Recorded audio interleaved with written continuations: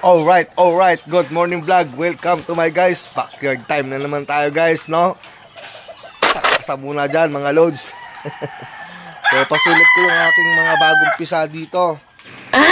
1 week na to guys. Napailawan ko para mabilis silang lumaki. 1 week old. Alright. Chik. Yung tatlong piraso dyan. 2 weeks na yan. Wow, mga healthy sigla. So, more on hats pa rin yan, guys. Hindi pa napipisa yung dalawa pa na naglilimlim. Siguro, ngayong linggo, bababa na naman natin yan. Sigla, Sigla, ubos ang tubig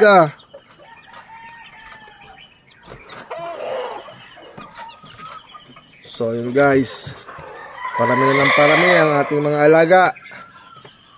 Palaki rin ng palaki ang gastos. What? Pahingi nga ng manok dyan. Guys, hindi binibili hindi hinihingi ang patuka Tumutumbas na rin sa halaga ng halos tumutumbas na rin sa halaga ng bigas. Ang 1 kilo ng patuka. Sabihin, Idol, pahingi nga ng manok dyan. Sabi nga ni Samong Pinas, ang aking manok, baw. Ang aking manok ay aking inaalagaan. At ang patuka ay aking binibili. What? Mahal ang patuka. Tapos ikaw ay manghihingi. Yun.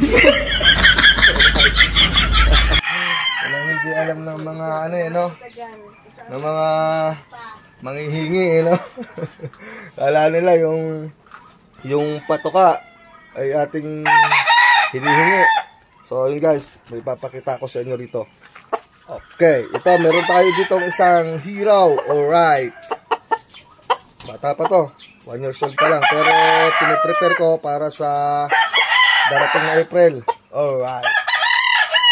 Ampon ito, ampon. Manok ng tropa. Kasi hindi niya naalagaan. Sabi niya, ikaw na mag-alaga.